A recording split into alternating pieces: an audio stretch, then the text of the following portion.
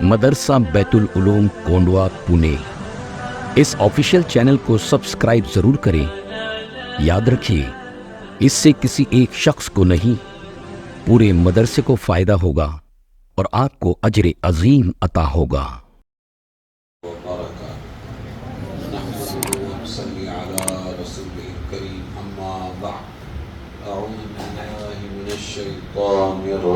بسم الله الرحمن الرحيم وقال الذين كفروا لرسلهم لنخرجنكم من أرضنا أو لتعودن في ملتنا فأوحى إليهم ربهم لنهلكن الظالمين ولنسكننكم الأرض من بعدهم ذلك لمن خاف مقامي وخاف وعيد صدق الله مولانا العظيم۔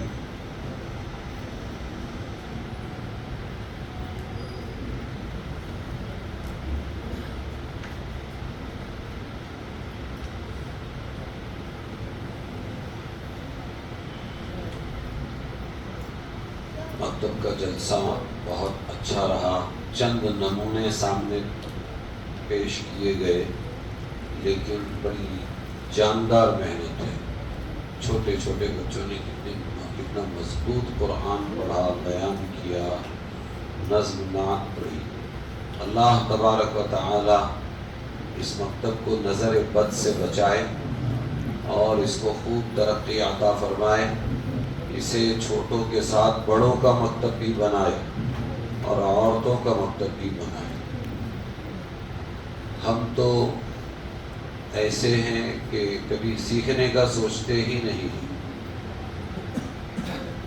صحابہ رضی اللہ عنہم جس عمر میں مسلمان بنے، 20 30 40 50 60 70 80 90، جس عمر میں مسلمان بنے انہوں نے دین سیکھا، لیکن ہمارے یہاں اس کا مزاج نہیں ہے۔ ہم بچوں کو سکھانے والا سمجھتے ہیں اور ان کو سکھایا جائے یہ ہمارا ذہن ہے، لیکن ہم بڑے اور بڑی عورتیں یہ لوگ نہیں سیکھتے، بلکہ ان کی زندگی ان پڑھ والی زندگی گزر رہی ہے۔ دنیا کے سیانے ہوں گے لیکن دین کے دیوانے ہیں۔ اس لیے بڑوں کا مکتب ضروری ہے۔ ہفتے میں ایک بار صبح مولانا صاحب ہم فجر کی نماز پڑھ کے ناشتہ گھر سے کر کے آ جائیں گے،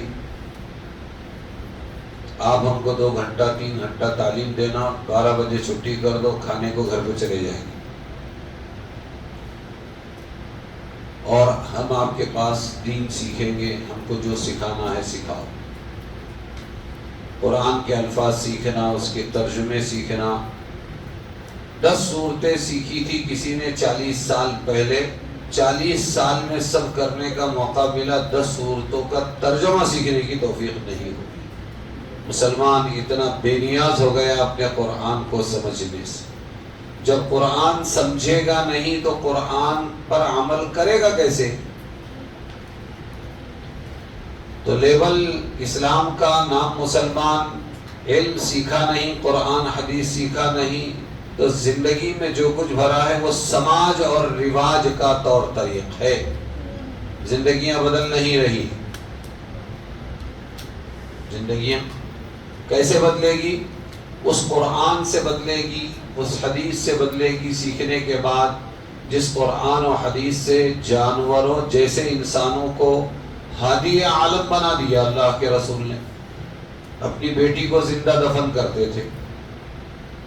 دوسروں کا جانور اونٹ آیا، کوئی ملنے مہمان سے گیا، اس کا کوہان کاٹا، وہ تڑپ تڑپ کے مر گیا، اس نے ایک وقت کا کھانا کھا لیا۔ زمینیں دباتے تھے، ایک دوسرے کی دشمنی میں اتنے پکے کہ 100 سال 2 خاندان کی دشمنی چلتی تھی۔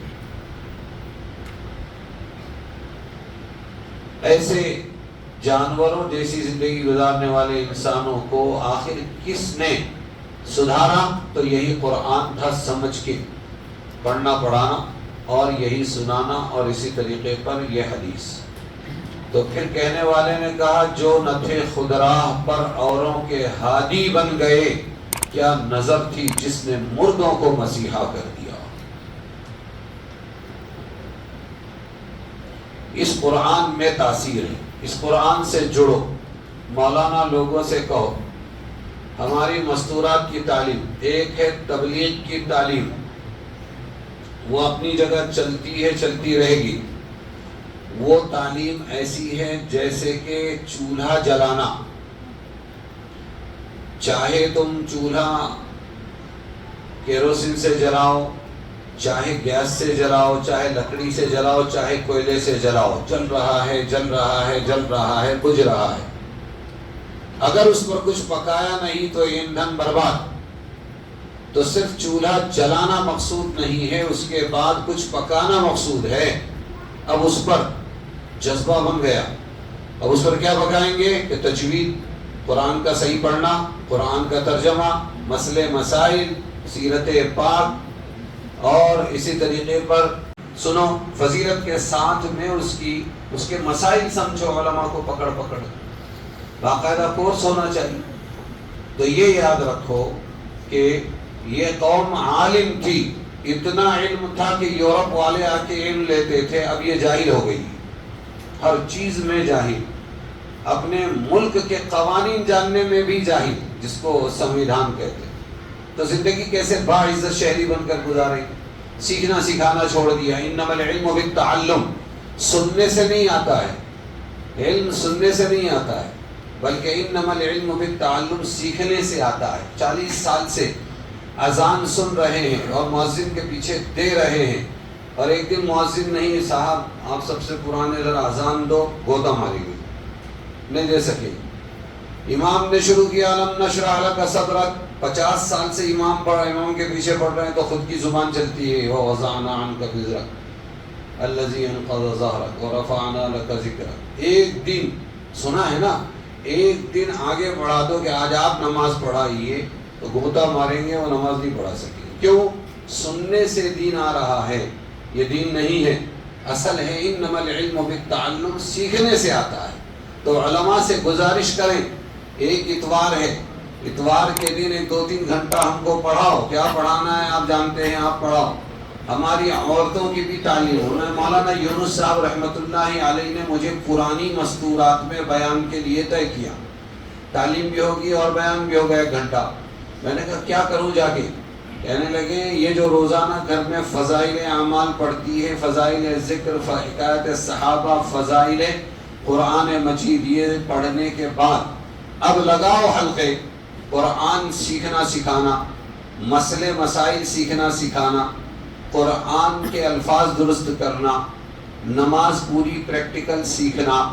یہ کرنے کو بولو۔ تعلیم کا مقصد خالی ایک پڑھے گی اور دوسرے سب سنیں گے، یہ نہیں، یہ تو فضائل ہوئے۔ فضائل کے بعد اب پورے دین کا سیکھنا سکھانا ہونا چاہیے۔ ہماری مستورات کا بھی مکتب چلے، یہاں پر ایک مثالی مکتب، ایک کورس ہو جس میں طلب العلم فریضۃ علی کل مسلم کا 4 رکنی نصاب پورا ہو۔ میں اس کے لیے ضروری سمجھتا ہوں سیرت کی ایک پوری کتاب سیرت مصطفیٰ جیسی پڑھائی جائے، دوسرے قرآن کا ترجمہ پڑھایا جائے، ضروری صورتوں کا۔ اگر نہیں آتا نحوی صرفی اعتبار سے تو کم سے کم دیکھ کر تو پڑھے۔ تو 10 مرتبہ علم تری کیف فعل ربک کا ترجمہ پڑھنے کے بعد جب شروع کریں گے نماز میں تو سمجھ میں آئے گا اس کا یہ مطلب ہے۔ تو ترجمہ قرآن 2، مسائل کی کتاب عورتوں کے لیے لکھی گئی بہشتی زیور، مردوں کے لیے اس کا خلاصہ بہشتی سمک، ایک مسئلہ 3۔ اور چوتھی چیز کیا ہے؟ معارف الحدیث، مولانا منظور نعمانی کی 8 جلدوں میں مشکات شریف کا بدل، یہی ائمہ کورس میں پڑھاتا ہوں اور 5 سالہ عالمیت کورس میں بھی پڑھاتا ہوں۔ ایک مرتبہ تو مسلمان کو معلوم پڑے کہ میرے نبی نے زندگی کے ہر شعبے کے بارے میں حدیث میں کیا فرمایا ہے۔ رہ گئی فضائل اعمال اور منتخب احادیث، یہ بھی حدیث کی کتابیں ہیں، لیکن اس میں ایک موضوع ہے اصلاح معاشرہ اور دعوت والا کام، تو وہ اس سے متعلق ہے۔ چلو بہت اچھی بات ہے، وہ ہو گیا۔ لیکن اب ذہن بننے کے بعد چاہے جماعت میں جا کر آئے یا گھر پر رہے، ذہن بننے کے بعد پورا علم دین کیسے آئے گا؟ تو وہ علماء کی صحبت میں ان 4 موضوعات پر محنت کرنی پڑے گی۔ بھائی سمجھ میں آیا نہیں آیا؟ یہی بنیاد تھی ائمہ کورس کی۔ مولانا یونس صاحب نے سوچا تھا یہ جماعت میں جا کر آنے والے ساتھی آگے کی تعلیم نہیں سیکھتے، کیا کرنا؟ تو ائمہ کورس شروع کرو۔ ہم نے نیپانی میں چلایا تھا کہ آدمی امامت بھی کر لے گا، اتنا علم آ جائے۔ تو ایک بات چل رہی تھی کہ مکتب ماشاءاللہ بہت اچھا کامیاب ہے، لیکن اس کی توسیع کی ضرورت ہے۔ جیسے میں نے ریکویسٹ کی عوام سے، ایسے علماء سے بھی درخواست ہے کہ علماء بھی نت نئے پروگرام بنا کر کسی طرح علم دین ان تک کے پہنچانے کی کوشش کریں۔ اسی کے ساتھ میں جہاں ہم آج دیکھ رہے ہیں کہ دشمنان اسلام کو اور مسلمانوں کو مٹانے کی فکر کر رہے ہیں، ایسا پہلی مرتبہ نہیں ہوا، بلکہ یہ ہر نبی کے زمانے میں ہوا۔ تو نبیوں نے ان سے کیا دشمنی برتی؟ دشمنوں سے نہیں۔ ہم سلام پڑھتے، سلام اس پر کہ جس نے گالیاں سن کر دعائیں دی۔ آج وہ رویہ اپنانے کی ضرورت ہے۔ ہم اس رویے کو چھوڑ دیے ہیں۔ آخر را مٹیریل آیا کہاں سے؟ خالد ابن ولید تو اپوزیشن میں تھے، اکرمہ ابن ابی جہل اپوزیشن میں تھے، ابو سفیان ابن حرب اپوزیشن میں تھے، ہندا ساس ہونے کے باوجود اپوزیشن میں تھی۔ سارا زمانہ دشمن تھا۔ عبداللہ ابن سلام یہودی دشمنوں میں تھے، ابی ابن کعب یہودیوں کے بڑے عالم دشمنوں میں تھے۔ پھر ایک اکیلے محمد ابن عبداللہ صلی اللہ علیہ وسلم رسول اللہ چلے، اور پھر پہلے 70 سے ملے، پھر دوسروں سے ملے، ایسے چلتے چلتے قافلہ بنتا گیا۔ سامنے والے تو دشمنی کی انتہا کرتے تھے، پھر آخر وہ مسلمان کیسے بنتے تھے اور خادم اسلام کیسے بنتے تھے؟ اس پہلو پر مسلمان کو غور کرنا چاہیے اور وہی رویہ اپنانا چاہیے۔ سلام اس پر کہ جس نے گالیاں سن کر دعائیں دی۔ جو جتنا بڑا دشمن نظر آتا ہے وہ اتنا قابل رحم ہے، لہٰذا حضور صلی اللہ علیہ وسلم اس کو مٹانے کی فکر نہیں کرتے تھے، جواب دینے کی فکر نہیں کرتے تھے، بلکہ حضور صلی اللہ علیہ وسلم اس کے لیے دعا کرتے تھے، اے اللہ یہ ابو جہل اور یہ ابن خطاب، عمر ابن خطاب، ان دونوں میں سے کسی ایک کو ہدایت دے کر اسلام کے بازو کو مضبوط فرما۔ دعا قبول ہو گئی عمر ابن خطاب کے حق میں۔ وہ چلے تھے محمد صلی اللہ علیہ وسلم کو قتل کرنے، اسلام کو مٹانے۔ اب جو اس کلمہ پڑھا ہے تو آئے باہر کہا، کون ایسا چاہتا، یہ چاہتا ہے کہ اس کی بیوی بیوہ ہو جاوے، اس کی بیوی بیوہ ہو جاوے، اس کی ماں اس کو روئے، یعنی میں ختم کر دوں گا، آئے میرے مقابلے پر، میں مسلمان ہو چکا ہوں، اب میری توانائی اسلام کے لیے استعمال ہوگی۔ تو را مٹیریل تو سامنے ہی سے ملے گا نا، ہم نے وہ دروازہ بند کر دیا، اس لیے صلاحیتیں وہیں پر اسلام مٹانے، مسلمان ختم کرنے میں لگ رہی ہیں۔ ہم نے ابھی نیتیں بھی نہیں کی ہے، ہم نے ابھی نیت بھی نہیں باندھی ہے۔ اے اللہ ان لوگوں کو ہدایت کی طرف لا، ان کی صلاحیتیں اسلام کے لیے استعمال کر، ہم کچھ نہیں کر سکتے ہیں، یہ جو مٹانے والے ہیں انہی سے اسلام کا جھنڈا بلند کر۔ یہ جذبہ وہاں تھا تو اللہ تبارک و تعالیٰ نے انہیں کامیاب کیا۔ یہ بہت تاریخ پہلو ہے کہ مسلمان فرسودہ سے فرسودہ، کمزور سے کمزور ہوتا جا رہا ہے، اس کے اندر وہ نیا خون نہیں ہے۔ اسلام کو نیا خون اللہ کے انبیاء اور رسولوں کی محنت اور دعوت سے ملتا تھا، وہ آتا تھا اپوزیشن سے، اور اللہ تعالی دعوت اور دعا دو محنتوں سے انہیں حلقہ بگوش اسلام بناتے تھے، اور وہ مسلمان بن کے اب جتنی طاقت سے مٹانا چاہتے تھے اتنی طاقت سے اسلام کو پھیلاتے تھے۔ ہم نے وہ راستے کی ابھی نیت ہی نہیں کی۔ یہ بہت بڑا تاریخ پہلو ہے ہمارا، اور اس پر اللہ کو غصہ بھی ہے کہ تمہارا کام تھا دعوت دینا، ہدایت دینا، نہ دینا ہمارا کام تھا۔ اکرمہ ابن ابی جہل کی جان کو پناہ دی، حضور صلی اللہ علیہ وسلم جان بخش دی، اور بیوی ان کی لے کر آئی تو آپ صلی اللہ علیہ وسلم نے چادر پھیلائی، ابو جہل کا بیٹا ہے اور بھاگ کے جا رہا تھا، اور پھر کلمہ پڑھا انہوں نے اور مسلمان بنتے ہی پھر اعلان کیا، آج تک جتنی توانائی اور جتنی طاقت اسلام مٹانے پر لگائی ہے، آج میں عہد کرتا ہوں اس سے زیادہ اسلام کو بچانے پھیلانے پر لگاؤں گا۔ یہ پہلو کہاں گیا؟ ہمارے نبی کی سب سے بڑی سنت تھی کہ نبی سب سے پہلے غیروں کو دعوت دیتے تھے، وہ غیر میں سے اکثر نے نہ کہا وہ چلے جاتے تھے اپنے گھر کو، جس نے ہاں کہا اب اس کی اصلاح کی فکر میں رسول اپنی توانائی لگاتے تھے، اس کو نام کے مسلمان کو کام کا مسلمان بناتے تھے۔ لیکن آج ہمارے یہاں یہ جذبے نہیں ہیں، آج ہم نے شیطان کو چھوڑ کر چند مخالفت کرنے والے لوگوں کو ہی دشمن بنا رکھا ہے، یہ غلط ہے بھی۔ ان کے لیے بھی ہدایت کی دعا کرے، اور اگر ہدایت نصیب میں نہ ہو تو پھر اللہ زمین سے ان کو صاف کر دے۔ تو دوسری بات میں نے کیا کہی؟ غیر مسلموں میں دعوت کی فکر، نیت اور دعا جتنا کر سکتے ہیں کریں، اور سب سے بڑی بنیاد خدمت خلق ہے۔ مسلمان بہت آگے ہیں اس میں، لیکن اور کوشش کریں کہ ان کی دلجوئی ہو، ان کے سامنے ہمارے معاملات کا، معاشرت کا اسلام آئے۔ ہم روزہ رکھتے ہیں پیٹ میں، غیر مسلم کو نہیں معلوم اس کی افادیت۔ ہم حج کرتے ہیں ایسی جگہ جہاں ان کا داخلہ ممنوع، وہ نہیں دیکھ سکتے ہیں، آج خالی ٹی وی پر دیکھ لیں گے۔ ہم زکوٰۃ دیتے ہیں، مسلمان سے نکلتی ہے مسلمان کو جاتی، اس کا فائدہ ان کو نہیں۔ اور اسی طریقے پر ہم نماز پڑھتے ہیں مسجدوں میں، اکثر ہماری نمازیں ان کو نظر نہیں آتی، ان کو تو باقاعدہ ایک لابی ان کے ذہن کو بناتی ہے۔ مفتی روشن صاحب میرے دوست ہیں، کہنے کہ مسجد میں تھا، علاقے کا پنڈت اپنے 4-5 دوستوں کے ساتھ میں، اپنے سادھوؤں کے ساتھ میں جا رہا تھا، مفتی روشن صاحب سے ملنا ہے، کچھ خوبی ہوگی تب تو ملنا ہے، آئیے۔ وہ مسجد کے باہر کھڑا رہا اور یہ اندر تھے، میں اعتکاف میں ہوں اور عصر کا وقت ختم ہونے والا تھا ابھی، انہوں نے پڑھی نہیں، آئیے آئیے مہاراج اندر تشریف لائیے، ہم اور مسجد میں آ سکتے ہیں؟ علاقے کا سب سے بڑا سادھو ہے، کہنے کہ ضرور آ سکتے، یہ تو ہم نے کی جگہ ہے۔ ارے ہم نے تو اور سنا ہے، ہم کو سمجھایا گیا مسجد اس وقت تک نہیں بنتی جب تک اس کی بنیاد میں 4 گائے کا خون نہ ڈالا جائے، یہ ہم کو سکھایا جا رہا ہے۔ مسلمان غافل ہیں، اور یہ اس کو یہ دشمنی یوں ہی تھوڑی آئی ہے، سکھائی گئی ہے۔ دوسری بات ہم کو یہ بتائی جاتی ہے اذان میں جو اللہ اکبر اللہ اکبر یہ جو پکارتے ہیں مسلمان، جانتے ہو یہ کیا ہے؟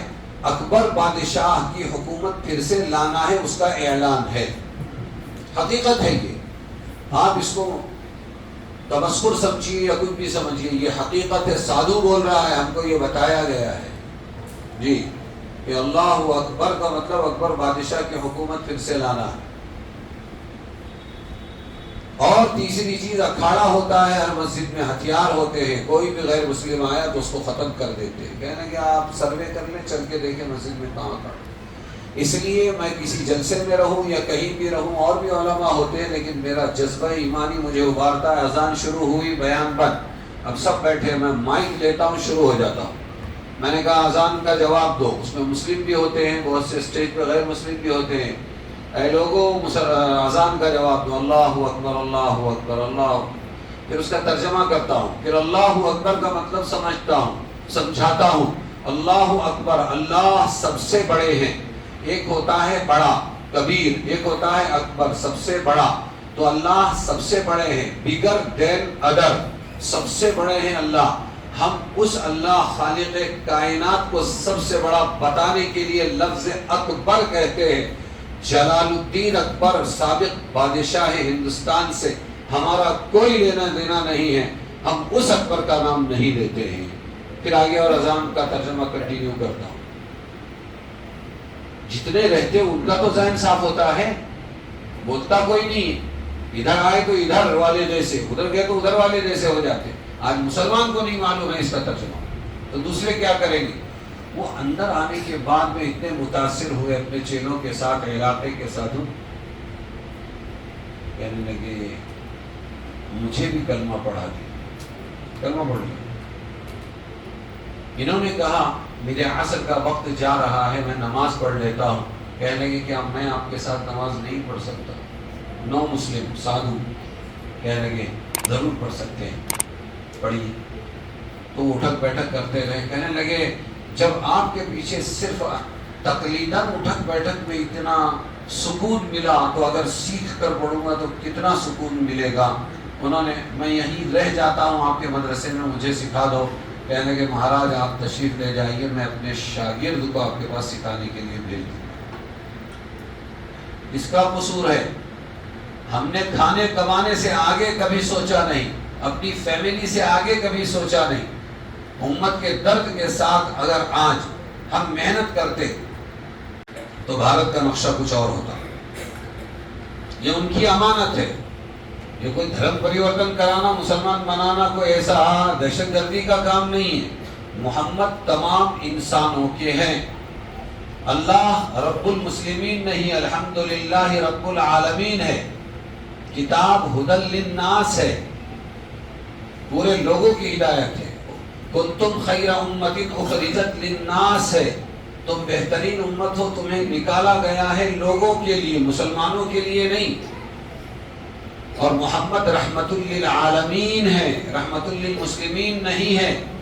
ہم نے سمیٹ کے اپنے محمد کر دیا.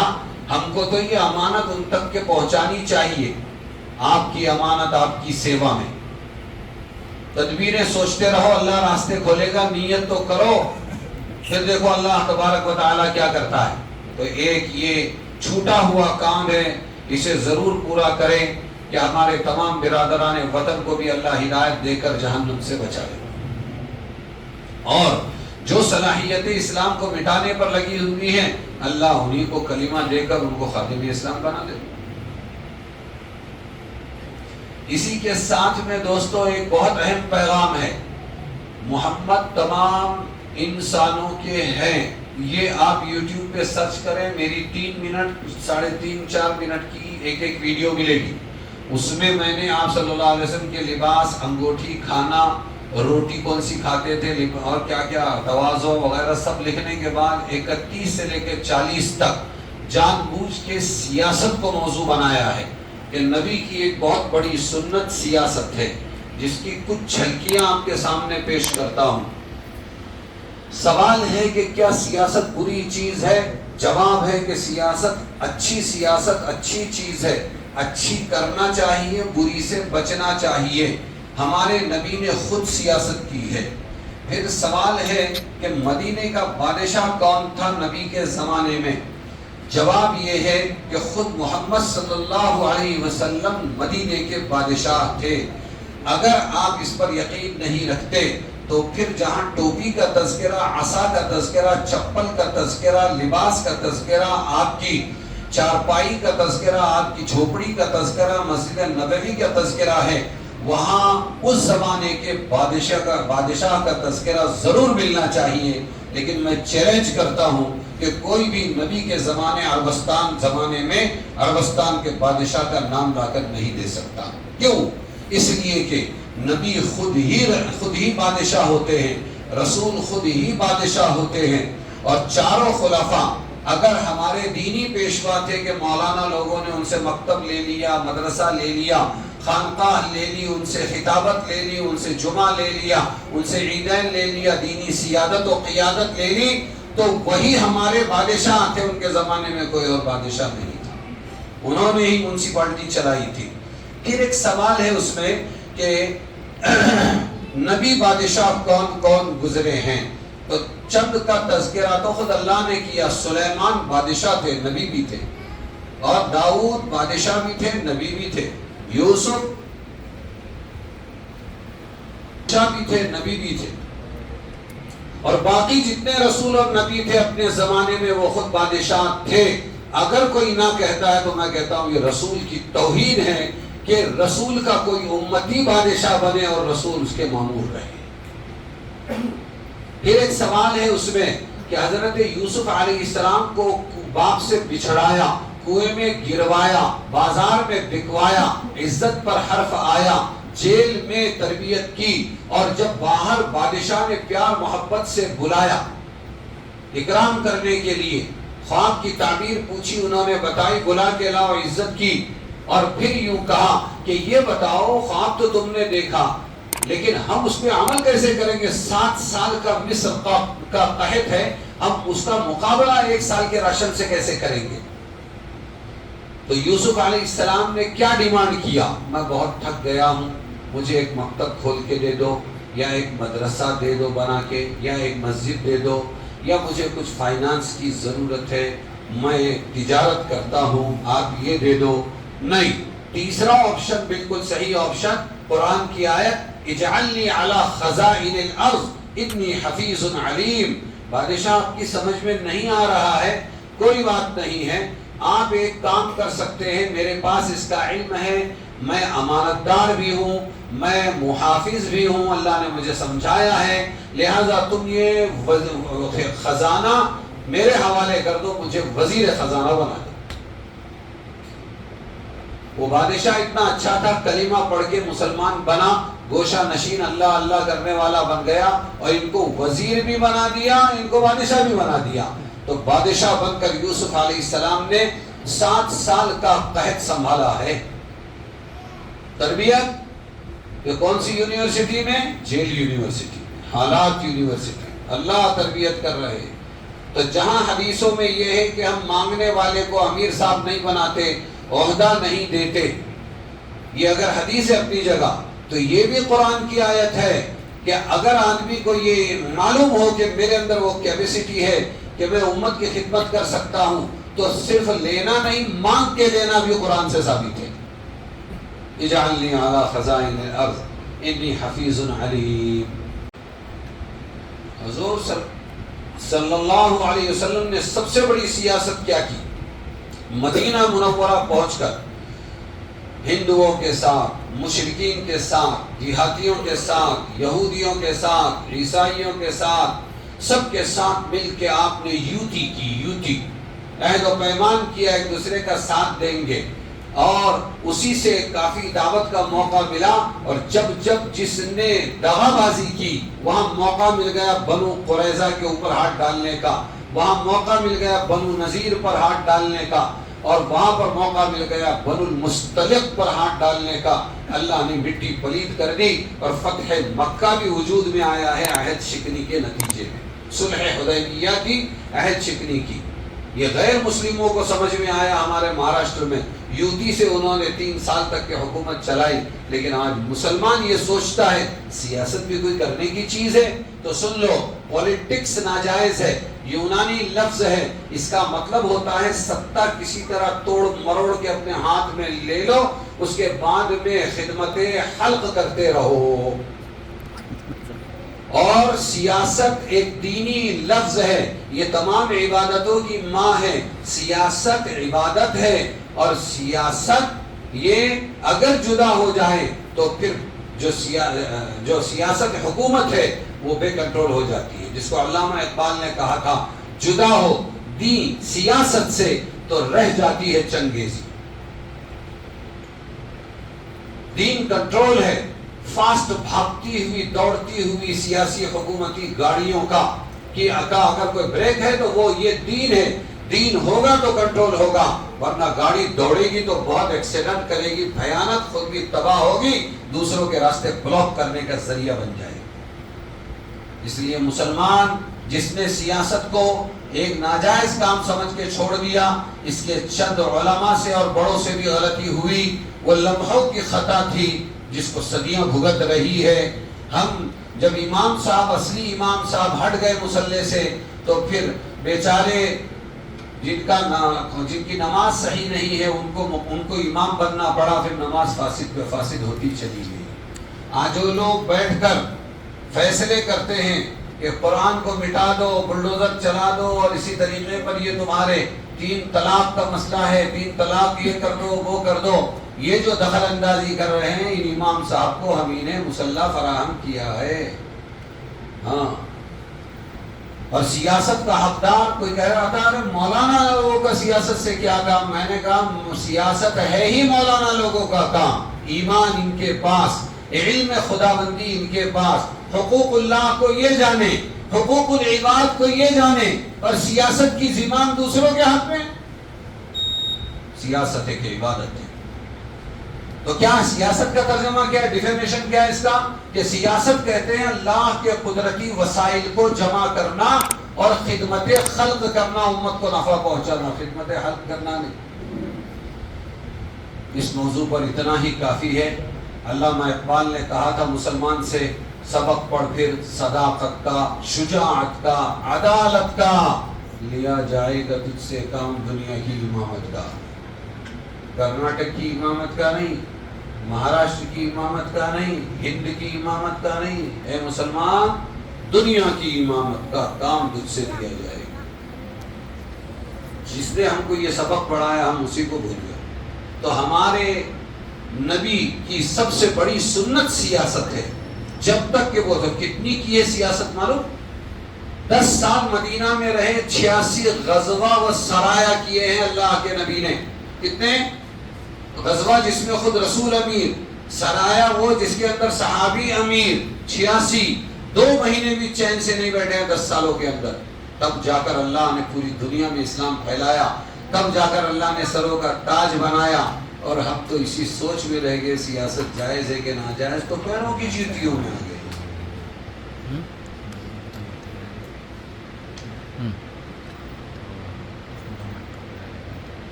دوسری ایک گزارش ہے کہ علماء سے محبت کرو، علماء کا اکرام کرو، اور اسی طرح علماء کی تنخواہوں میں خوب اضافے کرو. دیکھو غیر مسلم جو ہوتے ہیں چند بول منتر ان کو آتے ہیں، لیکن ان کو گھر، ان کو بنگلہ، ان کو کار، اسی طرح ان کی رکشہ سے لے کر، کار سے لے کر ہوائی جہاز کے سفر، ان کو ایسے ہتھیلیوں میں رکھتے ہیں وہ، تب جا کر وہ سروں کے تاج بنے ہیں. اور ہمارے یہاں ایک مولانا بڑی محنت سے محنت کرتے ہیں، کہیں انسانی تقاضے سے، بشری تقاضے سے ایک مرتبہ اگر پیر پھسل جاتا ہے، بس وہ ہمیشہ کے لیے ناکارہ اور دھتکارے ہوئے ہو جاتے ہیں. اس لیے عزتدار قوم وہ ہوتی ہے جو علماء کی عزت کرے اور ان کی ضروریات کا تکفل کرے، اور تنخواہیں بھی خوب دے، ان کی ضرورتیں پوری کرے. اسی طریقے پر ایک گزارش یہ ہے کہ رمضان مبارک آ رہا ہے، رمضان المبارک کی خوب جو ہے تیاری کریں. ہم کرتے ہیں تیاری، نئے نئے اسٹال لگاتے ہیں، مرغ مسلم کھاتے کھلاتے ہیں، مرغیاں توڑتے ہیں، رات رات بھر رت جگا کرتے ہیں. بجائے تہجد اور مصلی پر زندگی گزارنے کے، ہم ہوٹلوں کی سیٹوں کو گرم کر کے وہیں پر ساری دنیا کی بکواس کرتے رہتے ہیں. ہمارے یہاں بھی ہے ایسا. وہ 1 مہینے میں سال بھر کی کمائی کرنا چاہتے ہیں. سال بھر اللہ نے بھوکا نہیں مارا تھا. وہ 1 مہینے میں اگر رمضان کو عبادتوں سے آراستہ کرتے، دعاؤں سے، تلاوتوں سے آراستہ کرتے، تو اللہ تبارک و تعالی انہیں بھوکا نہ مارتا، بلکہ اللہ خوب نوازتا. لیکن ذہن یہ بن گیا ہے کہ یہی ایک سیزن ملا ہے. وہ ٹیلروں کو سیزن ملے، یا پکوڑے بنانے والوں کو، یا افطاری تیار کرنے والوں کو، یا تندوری کرنے والوں کو، یا بریانی بیچنے والوں کو، یا کیٹررز کو، نہ جانے کیا کیا ہم نے راستے اپنا رکھے ہیں. حالانکہ ہم سلوٹوں میں اپنے کام نمٹ کر عبادتوں کے لیے تیار ہو سکتے تھے، لیکن آج کل رمضان کی تیاری اس کو نہیں سمجھا جاتا. عقل مند ہے وہ لوگ جو رمضان کی تیاری پہلے ہی سے کر کے چند کھجور لے لیے، تھوڑے فروٹ لے لیے، اور پھر اپنا وقت دعاؤں میں، عبادتوں میں گزارتے ہیں، اللہ کو راضی کرتے ہیں. وہ بڑے خوش نصیب ہیں. کیوں؟ اس لیے کہ دوستو ہم مال کے بیوپاری نہیں ہیں، ہم اصل میں اعمال کے بیوپاری ہیں.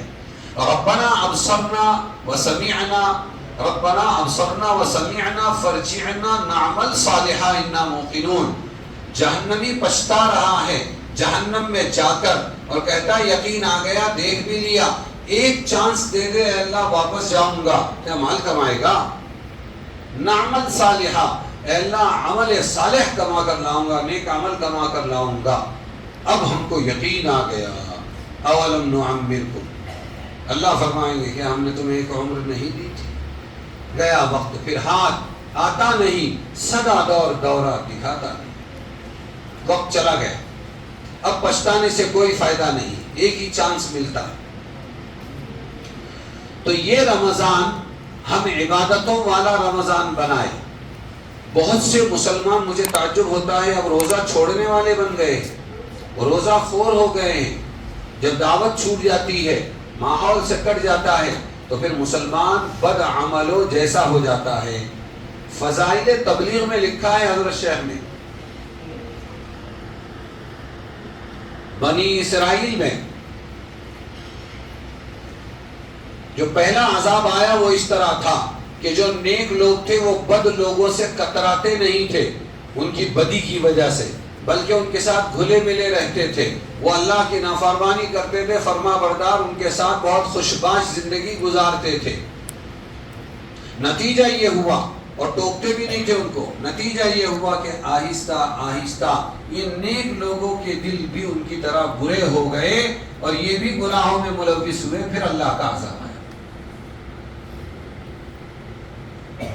پھر اللہ کا عذاب آیا۔ اور وہ حدیث بھی ہے، مثل القائم فی حدود اللہ والواقع فیہا کمثل قوم استہموا علی سفینۃ فصار بعضهم فی اعلاها وبعضهم فی اسفلها وبعضهم اعلاها فالذین فی اسفلها اذا استقوا الى الماء ذهبوا الى من فوقهم فقالوا لو انا خرقنا في نصیبنا ولم نؤذ من فوقنا فإن تركوهم وما أخذوا على أيديهم هلكوا جميعا وإن أخذوا على أيديهم نجوا ونجوا جميعا، أو كما قال عليه الصلاة والسلام۔ مثال دعوت والوں کی اور بغیر دعوت والوں کی ایسی، جیسے ایک جہاز پانی کا چل رہا ہے، اوپر منزل نیچے والوں کو پانی کے لیے جب بھی ضرورت پڑتی اوپر جاتے لاتے، ایک دن سوچنے لگے ارے ایک کام کر سکتے، پانی ہی پانی بھرا ہوا، اس پر کشتی چل رہی ہے، یہیں سوراخ کر لیں گے، لے لیں گے، یہیں سے سوراخ کر کے لے لیں گے، اوپر والوں کو نہیں ستائیں گے۔ اگر اوپر والوں نے بھی سوچا چھوڑو اپنی جان چھوٹی، جانے دو ان کو، لینے دو نیچے سے پانی، ہماری تکلیف تو کم سے کم ختم ہوئی۔ اگر وہ لوگ ایسا سوچیں گے تو سوراخ ہوگا، کشتی میں پانی بھرے گا اور تمام کے تمام ڈوب جائے گا، ہلاک ہو جائے گا۔ اور اگر انہوں نے کہا نہیں تمہارا تھوڑا ٹینشن ہم برداشت کریں گے، نیچے سوراخ مت کرنا، آتے رہنا، لیتے رہنا پانی، جاتے رہنا، اگر انہوں نے ان کو روک دیا اس عمل سے تو تمام کے تمام نجات پا جائیں گے۔ یہ جو بد عمل ہمارے معاشرے میں، ہمارے گھروں میں، ہمارے محلوں میں، ہماری گلیوں کے اندر پیدا ہو رہے ہیں، یہ ہماری ذمہ داری ہے کہ ہم ان کو روکیں، پیار سے، محبت سے، باتوں سے، اجتماعی طور پر، انفرادی طور پر چن کے ان کا ذہن بنائیں، ان کو ہم فضائل سنائیں، وعیدیں سنائیں، تاکہ ہم بھی ان کے ساتھ پیچھے نہ جائیں، ہلاک نہ ہو جائیں، ورنہ ہمارے روزوں کے باوجود اللہ ہمیں ہلاک کر دے گا۔ اس کا بہت خیال رکھنا ہے۔ تعجب کی بات ہے کہ آج مسلمان روزہ چھوڑ رہا ہے، صحت مند ہو کر روزہ چھوڑ رہا ہے، کوئی بیماری ہے بات الگ، لیکن صحت مند ہو کر روزہ چھوڑ رہا ہے۔ ایک زمانہ تھا مسلمان جان دے دیتا تھا لیکن پانی نہیں پیتا تھا، روزہ دار ہے اور جان نکل رہی ہے، ابھی روزے کا وقت، افطار کا وقت نہیں ہوا، اسے کہتے پی لے بچ جائے گا، کہتا نہیں میں اللہ کے لیے جان دیتا ہوں۔ تو بہت فکر کی ضرورت ہے۔ رمضان کی ناقدری اللہ کیسے برداشت کرے گا؟ ذمہ دار ہم ہوں گے۔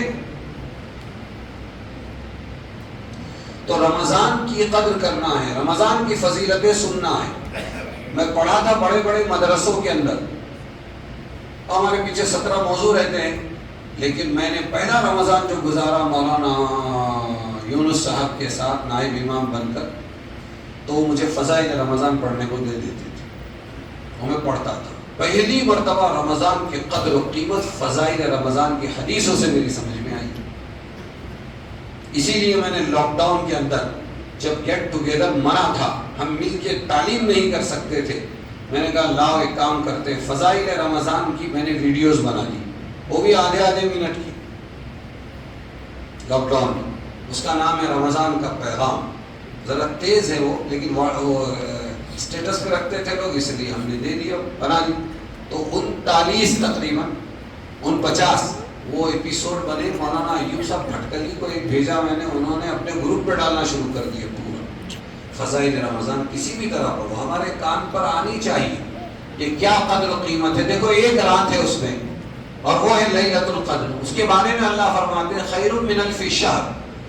یہ کتنے مہینوں سے بڑھ کر ہے؟ ایک لیلۃ القدر 1000 مہینوں سے بڑھ کر ہے. جانتے ہیں آپ 1000 مہینے 86 سال ہوتے ہیں. کتنے سال؟ مشکل سے کوئی 86 سال کو پہنچتا ہوگا. یہ 86 سال کی عبادت اللہ تعالی ایک رات میں دے سکتے ہیں. لینے والا چاہیے. اب آپ سوچئے لینے کا طریقہ بھی آپ کو آسانی سے بتا دیں. لینے کا طریقہ یہ کہ لیلۃ القدر مل جائے. تو لیلۃ القدر کب آتی ہے؟ 21 23 25 27 29 ہے نا. یہ طاق راتیں ہیں. اب یہ طاق راتوں ہی میں آئے گی لیلۃ القدر یا 5 حدیثوں سے سمجھ میں آتا ہے پورے رمضان میں دائر رہتی ہے. اللہ نے تلاش والوں کو ایک دعوت دی ہے کہ تلاش کرتے رہو. پھر اس کا کیا طریقہ؟ کیسے جاگیں گے؟ دن میں ملازمت ہے، تجارت ہے، سب ہے. مغرب سے شروع ہوتی ہے رات اور سحری پر جا کر ختم ہوتی ہے رات. 29 دن 30 دن ہر مسلمان ایک کام کر لے. چند منٹ، گھنٹہ بھی نہیں، پوری رات بھی نہیں، چند منٹ اللہ کی عبادت کرے. کچھ ذکر کر لے وے، چاہے 2 رکعت نماز پڑھ لے وے حاجت وغیرہ کی، اور تھوڑی سی تلاوت کر لے وے، اور چند منٹ خالی وہ اللہ سے دعا مانگ لے. اگر پورے 29 دن 29 راتیں یا 30 راتیں میں اس نے ایسا کیا تو بولو شب قدر ملے گی کہ نہیں ملے گی اس کو؟ چند منٹ میں شب قدر پا سکتے ہیں. پوری رات جاگنا شرط نہیں ہے. ہاں، ایک پیر پہ کھڑے ہونا شرط نہیں ہے. برابر پوری 29 کی پوری رات 27 کی پوری رات جاگنا ضروری نہیں. اللہ کو تھوڑا سا یاد کیا، تھوڑا ذکر کیا، تھوڑا استغفار کیا اور ہاتھ اٹھا کے اللہ سے دعا کر دی. چند منٹ میں 10 منٹ 15 منٹ آدھا گھنٹہ جو اللہ توفیق دے دے وے. اگر پوری راتیں ہو جاتا تو بولو کوئی بھی رات میں آئے گی یا نہیں آئے گی، اور پائے گا یا نہیں پائے گا؟ کتنے سال کی عبادت کا ثواب؟ 86 سال. پوری زندگی میں جو اللہ نے رمضان لایا ہی ہے اس واسطے تاکہ ہم کو اپنی پچھلی کوتاہیوں کے مقابلے میں ملٹی پلائی کر کے آپ کو آپ کے عمل دے دے. ہاں، اللہ کو معلوم ہے آپ نہیں کما سکتے، نیکیاں جمع نہیں کر سکتے، اس لیے پہلے تو دیا ایسا رمضان جس میں نفل کو کر دیا فرض کے برابر. بولو کیا کیا؟ نفل کو کیا کر دیا؟ آپ 2 رکعت نماز پڑھتے ہیں مغرب کے بعد، آپ کو استحضار ہونا چاہیے کہ میں فرض پڑھ رہا ہوں. کیا ہونا چاہیے؟ اس لیے کہ تعلق ایمان کے ساتھ ہے. من صام رمضان ایمانا و احتسابا. ایمان تو آپ جانتے ہیں ایک اللہ کو ماننا، اور احتسابا ثواب کی نیت کرنا. ورنہ اسپتالوں کے اندر بہت سے مجبوری میں بھوک برداشت کرتے ہیں. اگر رمضان کے روزے کی نیت نہیں ہے اور احتساب نہیں ثواب کی امید تو اس کو روزے کا ثواب نہیں ملے گا. اس لیے پورا استحضار ہو. تراویح پڑھ رہا ہوں، نفل ہے. کیا ہے؟ نفل اور سنت ہے، لیکن الحمدللہ میں نے 20 رکعت فرض پڑھی ہے. یہ استحضار ہونا چاہیے. اللہ تعالیٰ دے گا ثواب. تو ایک تو کر دیا کہ نفل کو بنا دیا فرض، پھر فرض کو کر دیا 70 فرض. ایک فرض کو کیا کر دیا اللہ تعالیٰ نے؟ 70 فرض کر دیا. چنانچہ میں جب جمعہ کی نماز پڑھتا ہوں تو یہ نیت کرتا ہوں اور دل میں یہ نیت ہوتی ہے کہ الحمدللہ میں 70 جمعہ کی نماز پڑھ رہا ہوں. کتنی؟ ارے بولو نا. کم سے کم 4 جمعہ تو آتے ہیں نا ایک مہینے میں، تو 70 کو ضرب دو 4 سے، کتنا ہو گیا؟ 280 ہوا. اور 4 کو ضرب دو 12 سے، جو ہم 12 مہینے پڑھتے ہیں. 4 12 کتنا؟ 12 چوک نہیں 12 چوک 48. سال بھر میں آپ کتنے جمعہ پڑھتے ہیں؟ 48. سال بھر میں کتنے جمعہ پڑھتے ہیں؟ 48. اور رمضان میں آپ 4 جمعہ میں کتنے جمعہ پڑھ لیتے ہیں؟ 280. کتنے؟ اس طرح باقاعدہ غور کر کے اتنا عظیم مہمان آ رہا ہے، ہمیں اس کی وصولی کرنی چاہیے. خوشی خوشی روزے رکھنا، خوشی خوشی عبادت کرنا. تو یوں اللہ نے فرض کو 70 فرض کر دیا، اسی طریقے پر اللہ تعالیٰ نے نفل کو یہ بنا دیا. پھر ایک گھونٹ افطاری کرانے پر، ایک کھجور دینے پر اس پہ پورے روزے کا ثواب ملا دیا. لاسٹ میں کسر رہ گئی ہے کہ اور اس کو دینا چاہیے، یہ تو ہم نے سال بھر کا دیا، ارے عمر بھر کا دے دو اس کو، پھر رمضان ملتا ہے نہیں پتہ نہیں. اس کے لیے شب قدر دینی. کیا دینی ہے؟ مہینوں سے بڑھ کر 86 سال کی عبادت کا اللہ ثواب دینے کو تیار ہے. عورتوں کو بھی گھر میں تھوڑی دیر عبادت میں لگاؤ، ہم بھی تھوڑی دیر عبادت میں لگے، اور پورے 30 دن تک کے لگے، یعنی 29 رات یا 30 رات. تو بولو ملے گی نہیں ملے گی؟ مل جائے گی نا. تو اللہ تعالیٰ دے دیں گے. زندگی بھر میں نہیں کمایا، چند منٹوں میں وہ کما لیا. یہ قرآن ثابت کر رہا ہے. خیر من الف شہر. تو رمضان کی قدر کرنا ہے، ہمدردی جتلانا ہے. سب سے زیادہ کس پہ رحم کھانا ہے؟ پکا کے دینے والی. نمک نہیں ہے اس میں، مزہ نہیں آیا، یہ نہیں ہوا، اٹھا پٹاک. ہاں تو کیا یہ تو بڑا کچھ کا نکلا، اس میں تو روزہ لگ گیا. کیا لگ گیا؟ مرد تو سب کو سمیٹنے والا ہوتا ہے. یہ کیسا مرد ہے بیچارہ، بخار اتارنے والا اپنی بیٹی. مولانا یونس صاحب فرماتے تھے گھر میں بعض لوگ ایسے ظالم ہوتے ہیں، جس گھر میں گھستے ہیں تو کوئی پلنگ کے نیچے، کوئی دروازے کے پیچھے، کوئی کچن کے اندر، کوئی برتن زبردستی ہلا کے اپنا ٹائم پاس کرنے کے چکر میں، اور ہر ایک کے دل سے نکل رہا ہے جلے تو جلال تو صاحب کمال تو آئی بلا تو ڈال. مصیبت بن کے گھر میں داخل ہوتے، راحت رحمت بن کر گھر میں داخل ہو. خوشی ہو لوگوں کو کہ ابا آئے، خوشی ہو کہ میرے شوہر آئے، سارا غم غلط ہو جائے گا. تو سارے غموں وہ بیچارہ باہر کا سارا غم یہاں لا کے پٹکتا ہے. جبکہ رمضان کے بارے میں حدیث میں یہ ہمدردی کا مہینہ ہے، اس میں غلام کا بوجھ ہلکا کرو. ارے غلام جو اپنا کچھ نہیں لگتا اس کا بوجھ ہلکا کرو. تو پھر یہ تو شریک حیات ہے، یہ بیٹیاں ہیں، یہ بیٹے ہیں، ان کا بوجھ کتنا ہلکا کرنا چاہیے سوچو. تو غلام کا بوجھ ہلکا کرنے کے لیے کہا گیا. کیسے ہلکا کریں گے؟ کہ ٹھیک ہے کوئی بات نہیں. کب جاتا ہے کہ صبح آتا ہوں صاحب 9 بجے اور رات کو 9 بجے جاتا ہوں. ٹھیک ہے 4 بجے چلے جانا اپنے گھر پہ، ذرا افطاری وغیرہ لے آنا، اپنے گھر والوں کے ساتھ افطاری کرنا، میں یہاں کا کام سنبھال. ہلکا کر دیا، بوجھ ہلکا کر دیا. ٹائم میں کٹوتی کر لی، اس کی قدر کر لی. اپنے لیے خرید رہے تھے تھوڑا سا، اس کے لیے بھی ایک تھیلی اس کے لیے بھی خرید لی. اللہ تبارک و تعالی انشاءاللہ بہت خوش ہوں گے، بہت نوازیں گے. مہربانی کرو تم فرش زمین پر، خدا مہربان ہوگا عرش بری پر. سمجھ میں آیا؟ ہمدردی دل کے اندر ہونی چاہیے، لوگوں کے کام آنا، خصوصاً غریب رشتہ داروں کے پاس جانا، ورنہ اللہ پکڑ لیں گے. یہ خود غریب نہیں بنے رشتہ دار، ہم خود امیر نہیں بنے. یہ سب اللہ تبارک و تعالیٰ کا نظام سسٹم ہے. یہ کسی کو شکر سے جنت دے رہا ہے اور کسی کو صبر سے جنت دے رہا ہے. وَرَفَعْنَا بَعْضَهُمْ فَوْقَ بَعْضٍ دَرَجَاتٍ. اللہ نے اونچ نیچ کر کے امتحان میں رکھا ہے کہ یہ دیکھتے ہیں کہ نہیں کہ اپنے مال کی اکڑ میں اپنے رشتہ داریوں کو بھی بھول جاتے ہیں.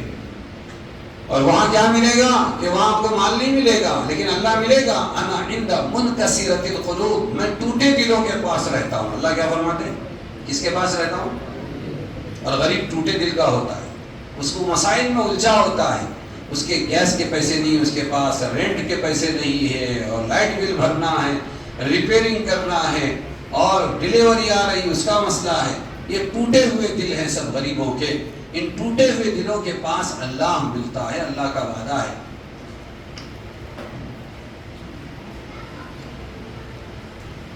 وہ حدیث تو سنی ہوگی نا آپ نے، میں بیمار تھا بندے بتا میری مزاج کرسی کے لیے کیوں نہیں آیا. آپ کیسے بیمار ہو گئے؟ آپ تو اللہ ہے. تیرے پڑوس میں کوئی بیمار تھا، اس کے پاس جاتا تو مجھے اس کے پاس پاتا. میں بھوکا تھا، کھلایا کیوں نہیں؟ آپ کو تو بھوک لگتی نہیں. ارے پڑوس میں تیرے کوئی بھوکا تھا، اس کو کھلاتا تو مجھے وہی پاتا. میں ٹوٹے دلوں کے پاس رہتا. تو رمضان کو اس طرح وصول کرو کہ رمضان دعا دیتا ہوا جائے، ورنہ یہی رمضان بد دعا دیتا ہوا جائے گا. ایک رمضان مغفرت بھی کرا سکتا ہے، اس کی ناقدری ہمیں ہلاک بھی کر سکتی ہے. جبریل کی بددعا ہے اور اللہ کے رسول کا امین ہے اس میں. اللہ ہماری حفاظت فرمائے. اس کا آسان طریقہ میں نے آپ کو بتایا. فضائل رمضان کی تعلیم مسجد میں بھی پابندی سے سنو, گھروں میں بھی اپنی بچیوں کو, اپنے گھر والیوں کو سناؤ. اب سب سے بڑا مسئلہ ہے کہ آپ کا شکریہ ادا کیا جائے. یہ وہ بہادر مسلم قوم ہے, یہ وہ غیور مسلم قوم ہے جس نے آج تک بھارت کے اندر جو کچھ بھی دین کا کام ہوا وہ اپنے بل پر کیا ہے, سرکاری خزانے پر نہیں کیا. ان کی مسجدیں ان کی اپنی بنائی ہوئی, مدارس دینیہ اسلامیہ عربیہ ہے, چھوٹے مدرسے سے لے کر دارالعلوم دیوبند تک کے اور ندوۃ العلماء لکھنؤ تک سارے مدرسوں کی زمین, اس کی تعمیر اور پھر اس کے اندر کے اخراجات, وہاں کا کھانا, وہاں کی تنخواہیں, جو کچھ ہے سب یہ غیور مسلمان قوم کی جیب سے. کوئی سرکاری امداد نہیں. اس سے بڑی غیرت اور کیا ہوگی, اس سے بڑی عزت اور کیا ہوگی. یہ دوسرے تو لوٹ لوٹ کھسوٹ کے کھا رہے ہیں, بنا رہے ہیں, اور یہاں یہ حال ہے. الحمدللہ مسلمان قوم جس حال میں بھی ہو لیکن یہ اپنے دین کو بچانے کے لیے اپنی جیب کی گاڑی کمائی لگاتا ہے. اس لیے تمام کا شکریہ. آج تک جنہوں نے کیا دیا, جیسے یہ ابھی بیت الخلا بھی بنائے ہنگامی طور پر, اس کے بھی کچھ 2 لاکھ قرضے باقی ہے, لیکن جو کچھ ہوا یہ ایک مسلمان کی مدد سے ہوا. اللہ ہی اس کا بہترین بدلہ آپ کو عطا فرمائیں گے. بولو آمین. اب ایک تقاضا ہے, اللہ ہی کے گھر کا تقاضا ہے, اور اللہ کے گھر کے بارے میں اللہ کے رسول سے اللہ نے کہلوا دیا, من بنا للہ مسجدا بنا اللہ لہ بیتا فی الجنہ. جس نے کوئی مسجد بنائی جنت میں اللہ نے اس کا گھر بنا دیا. بنائیں گے نہیں, بنا دیا. ماضی کا صیغہ بنا, یقین کے لیے ماضی لائی جاتی ہے کہ بنا دیا اللہ تعالیٰ نے. جس نے مسجد میں تھوڑا لگایا زیادہ. میں ایک جگہ گیا تھا احمد آباد میں, مجھے بلایا گیا, 70 لاکھ کی زمین خرید کے تعمیر کرنے والے موجود تھے. ہم مسجد بنائیں گے, خالی زمین کے پیسے جمع کرو. اس وقت 30-35 لاکھ روپے جمع ہو گئے. وہاں ایک مولانا تھے, انہوں نے واقعہ سنایا. ایک بزرگ صاحب تھے بستی میں, وہ ضدی تھے کہ میں اکیلا مسجد بناؤں گا, اور انہوں نے جگہ بھی اپنی, پیسہ بھی اپنا, اور مسجد پوری بنا ڈالی. آخر میں وہ ڈوم کو اوپر پلاسٹر کر رہے تھے, اونچائی پر تھے. محنت مزدوری کرنے والا کوئی کسان وہاں سے گزر رہا تھا. اس کے دل میں آیا کتنا خوش نصیب ہے کہ اس نے مسجد بنایا, کاش کہ مجھے بھی اس مسجد میں تھوڑا سا حصہ مل جاتا. اللہ تعالیٰ نے وہ بڑے میاں کے ہاتھ سے تھاپی چھڑوا دی. پلاسٹر کر رہے تھے. اب بڑے میاں ہیں, عمر بھی بڑی ہے, نیچے کب آئیں گے کب جائیں گے, اتفاق سے اس پہ نظر پڑی. وہ ہٹا کٹا تھا, کہنے لگے بیٹا ذرا یہ تھاپی دے دے گا. اس نے کہا ٹھیک ہے. اس نے تھاپی اٹھایا اور دے دیا. اب انہوں نے تعمیر کی, اور وہ پھر اس کے بعد میں خواب دیکھا. اس نے, وہ تھاپی دینے والے نے خواب دیکھا. کہنے لگے بڑے میاں کو تو جنت اس لیے ملی کہ انہوں نے ہمارا گھر بنایا, اور تجھے بھی ہم نے اتنی ہی بڑی جنت دے دی اس لیے کہ تو نے تھاپی اٹھا کے دیا. تو رحمت حق بہانا می جویت, رحمت حق بہا نمی جویت. اللہ کی رحمت تو بہانا ڈھونڈتی. کیسے نوازا دیکھو, اللہ کی رحمت بہت لاؤ یہ نہیں کہتی ہے. اس لیے جو کروڑوں میں دے اللہ اس کا بھی گھر بنا دے گے جنت میں, جو لاکھوں میں دے, جو ہزاروں میں دے, جو مٹیریل دے اور جو پیسہ دے, جو اپنی محنت دے دے. بہت سی مسجدیں ایسی بنی, دن بھر تھکا ہارا مسلمان, شام کو بستی والے آئے, رات کو مسجد بنا رہے ہیں اور ایک پیسہ نہیں دے رہے کہ ہم یہ کر سکتے. تو اللہ تبارک و تعالیٰ تو نوازنے والے ہیں. خدا کی دین کا موسیٰ سے پوچھئے احوال, لینے جائے آگ پیغمبری مل جائے. نبی بنا دیا اللہ تبارک و تعالیٰ نے.